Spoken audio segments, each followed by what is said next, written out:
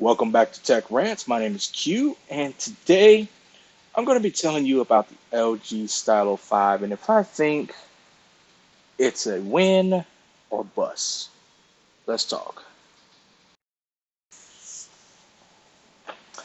All right, I've covered a lot of news lately before I went on my little hiatus, and I do have a video up about that where I've kind of been a little bit and kind of testing out my new Spectrum service for internet.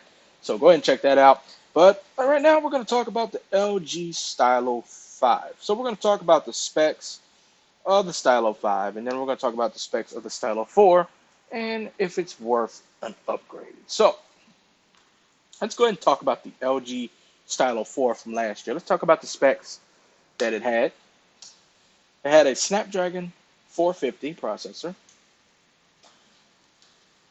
3 gigs of RAM, 32 gigs of storage, a 6.2-inch Full HD Plus display with a resolution of 2160 by 1080. It had a 13 megapixel camera, a 30, I believe it's a 3300 milliamp hour battery. It did have quick charging. It had a headphone jack, regular bottom firing speaker, face unlock, Android Oreo, and a fingerprint sensor on the back.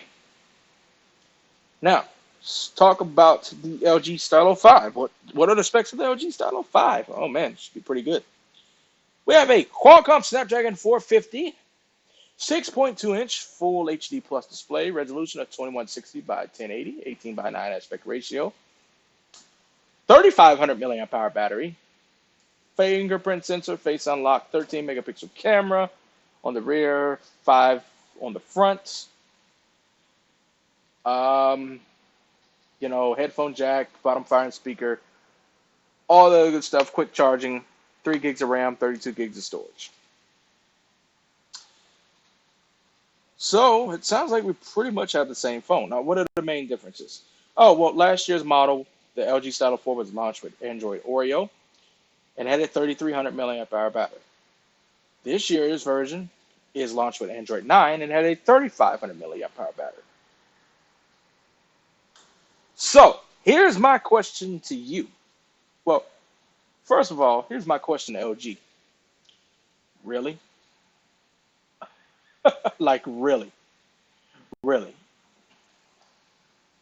Now, I understand that customers that are buying the Stylo, devices are, yes, they're looking for a cheaper alternative to the Note line. Like maybe they want a Note because they like that stylus, they like the bigger screen, but they can't hash out the money.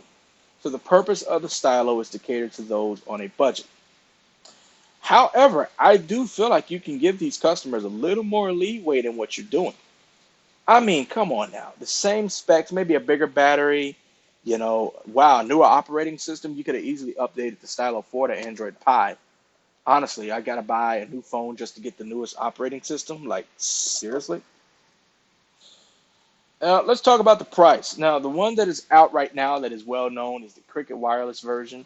The Boost Mobile version is coming. So the Cricket Wireless version, let's talk about that one since that's available. The Cricket Wireless version can be purchased for $229. Same as last year's model, $229. No port-in specials. So here's the thing. You go into a Cricket store, you buy the Stylo 5, you're paying $229, okay? Then you have to pay at least $30 a month for service, okay? So now you're at $259. Then you have to pay a $25 activation fee. So that's $284. So let's take a look here. Let's take my state, for example. $284 plus 7.5%. The answer is $305.30 US dollars. So I'm over $300 for the Stylo 5. Kind of ridiculous if you ask me. Now the Boost Mobile version is $199. Okay, and it's the same phone. It's just cheaper. It's $30 cheaper. My thing is that budget phones within this price range, 200 to $300, have gotten so much better. We got some of these phones with wireless charging, 4 or 6 gigs of RAM. Like, what are we doing, LG? I mean, I guess because LG is a brand name, they used their flagship. They kind of just said, forget about it with Stylo 5. I mean, but honestly, what are we doing? The 450, Snapdragon 450? Come on now. Now, Motorola, I got to give it to Motorola. I don't like Motorola because of their whole non-software updates, and I'm going to make another video about that later. But Motorola learned from the mistakes of the G6 last year, okay? The G6 had the Snapdragon 450, and they wanted 250 for that. I don't mind paying another $50 for the G7 because that is a Snapdragon 632. Wonderful processor. Like, come on now, LG. We really got to get our game together. Come on now. People like the stylo. The average consumer, I know it's not really going to care, but honestly, it's the same phone. Give me a reason to run out and buy the Stylo 5. Oh, yeah, Android 9 over Android Oreo. A slightly bigger battery. Oh, plus they do have a new color. I think it's called Platinum Rose or something. I can't remember. It's some type of color that Cricket is offering. Like, come on now, really, what are we doing?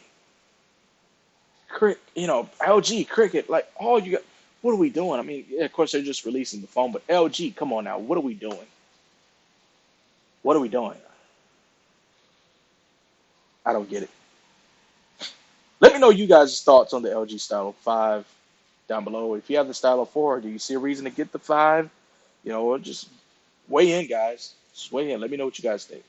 If this is helpful, informative in any way, leave a like on the video, comment down below what you guys think, subscribe if you enjoy the content, share, tell your friends, all that other good stuff. We'll catch you guys on the next one. Later.